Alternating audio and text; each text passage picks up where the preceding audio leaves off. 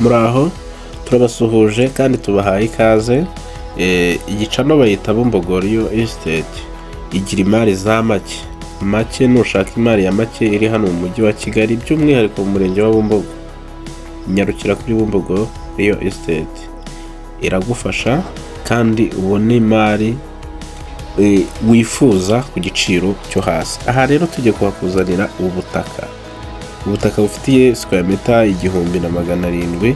Ni ubutaka bujya metasiyo, ni ibyangombwa bibiri byegeranye bifatanye by'abantu babiri, ni abavandimwe bose, ni nkaho navuga ko ni imigabane y'abantu babiri. Ni ubutaka bujya metasiyo, bose bafite ibyangombwa byihariye.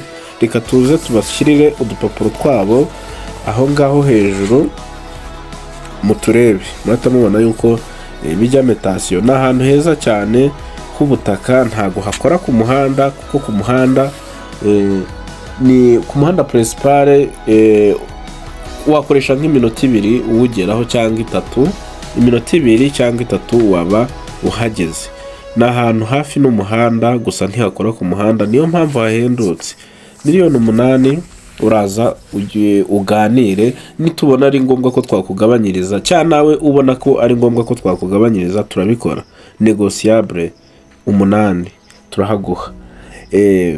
Ni ahantu heza kandi hateretse hameze neza hera. Nakubushimira ubu butaka nkuzaniye, reka mbugushimire. Ni mu mujyi wa Kigali, umurenge ni wa Bumbogo, akagari ko na Kanyagasozi. Ni ahantu heza cyane, nushaka uzaze uhagure ubutaka bunini cyane, kuko ni igice cyera kandi ubona ko kizatera imbere. Haracyari mu buhinzi, ntago ari imiturire. Hakize ikibazo ugira cyangwa inyunganizi wampamagara kuri iyo nimero iri kuri screen yawe. Murakoze.